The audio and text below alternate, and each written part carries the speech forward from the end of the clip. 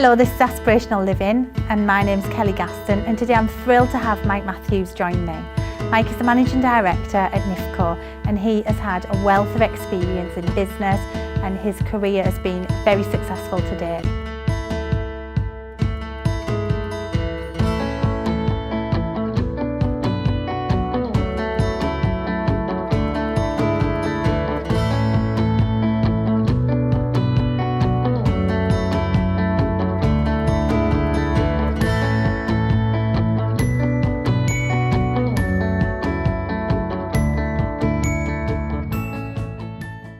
Hi Mike, thanks for joining me today. I obviously know that your role at Nifco is Managing Director and you've been in post since 2008. Can you just tell me a little bit about the role that you do at Nifco?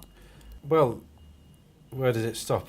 I'm basically responsible for everything. Okay. And it's a Japanese company and that's the way they look at it.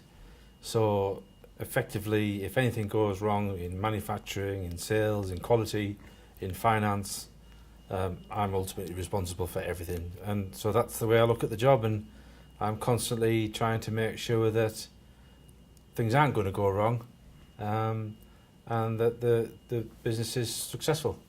Do you think that's why Nifco is one of the North East's leading manufacturing business? Because you're constantly benchmark, you're constantly looking to make improvements, you're clearly passionate about the work that you do.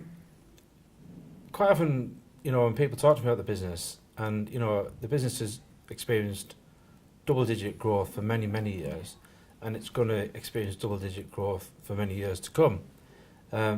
They often say, "What is the one thing that makes the difference at Nifco?" And I always say, "I'm sorry, there isn't one thing. It's we don't leave anything to chance. We'll often make mistakes, but we try and have a plan for every single detail, every single aspect." Manufacturing today is tough margins, customer requirements are really, really demanding, and you will only achieve that if you pay attention to every single detail in your business.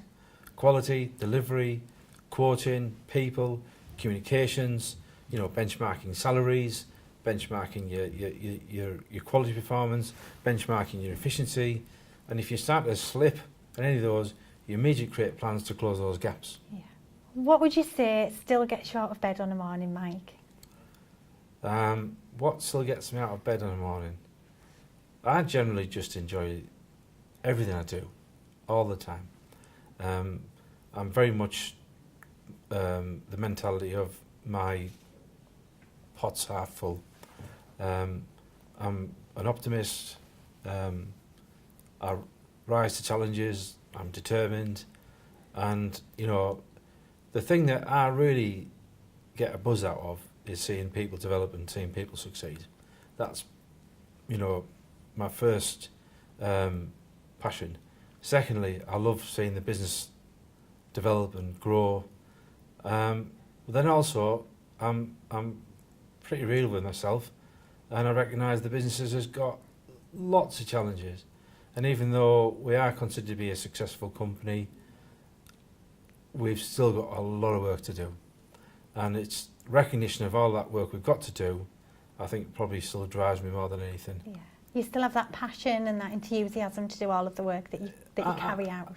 I'm very, very lucky. I'm passionate about more things that I do in life. I'm quite, enthusiastic, energetic. But recognising, I really want the company to be the best it can be, and we go through periods where I think we get there quite close, and then it slips away. So we've got to put some more effort back in. Success is a constant state of maintenance. It isn't something you get and then keep. Yeah. It's something you've got to work hard at, and like growth. If you look at success and growth, it's a wiggly line. It isn't a straight trajectory. Yeah. And it's just that constant effort. And you have to take a breather now and again because you get tired and you lose your energy. But every now and again you refocus and understand. And I think the other thing is to keep mixing it up. Just don't chase the same thing all the time. Keep, moving things around, keep it fresh. Keep your colleagues sort of focused, keep them, if you just keep looking at the same thing week in, week out, month in, month out, you know, you'll probably find everyone will get stale. So we just need to keep looking at different things and different ways we can improve, because there's always loads of ways we can improve. Yeah. So at Aspirational Living, we talk a lot about taking control of your life and designing it, and it sounds like you've done exactly that. You know, obviously from toolmaker, working on the shop floor, which you've already talked about, to now managing director.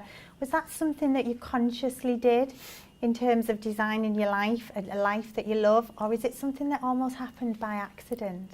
I don't think it happened by accident. I think it was the way I was brought up, and brought up with parents that come from two different backgrounds. And my mum came from more middle class, and my dad came from very much working class. And I think my mum always knew there was a, you know, she may have married on the wrong side of the street, if you know what I mean. And I knew there was always better things in life, and I like nice things, I like nice places, you know. And I remember walking up a street to an ex-girlfriend's house many years ago and thinking to myself, how will I ever be able to afford a house like this? Yeah. And you know, and that sort of inspired me to really push on when I was a young sort of toolmaker, and to think about, you know, what I was going to do. How was I going to earn the money I needed to get the things I wanted out of life?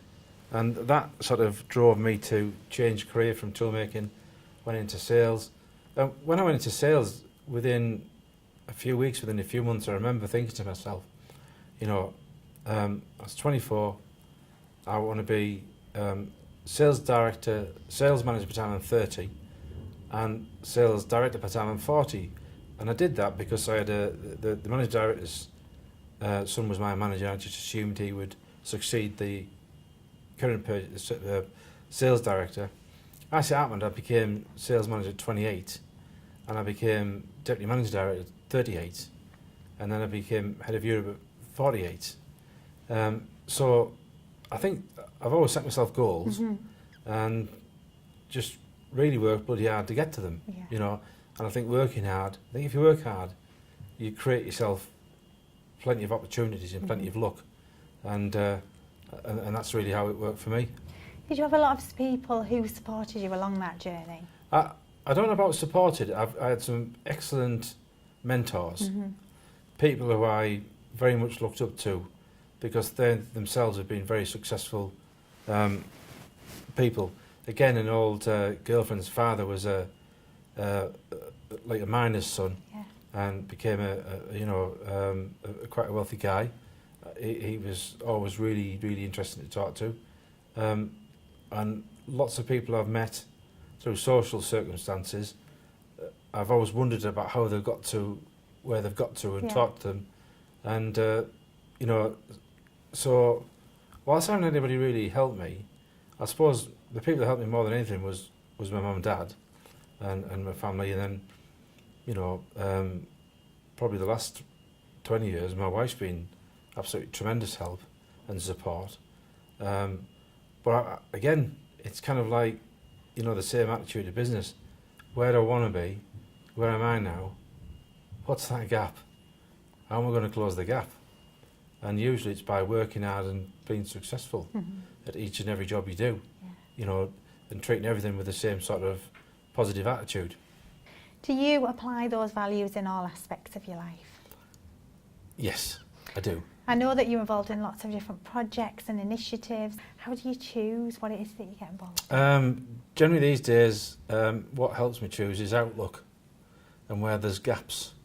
And it's sort of first come, first served. Yeah. Occasionally I'll take something out to put something in, but generally, you know, I'll manage a diary, you know, and I think organisations that want me to get me involved with stuff that they're doing, the more notice I can get, the more likelihood I can help them out. I've got to be careful though, because you know, with sort of extracurricular activities, it can take over your life, and you know, I've got to realise that I've got a family, got a wife, got daughters, and I need to spend time with them, you know. thank you, Mike, for joining us. It's been great to find out, everything that you're passionate about, and yeah, thanks. Welcome.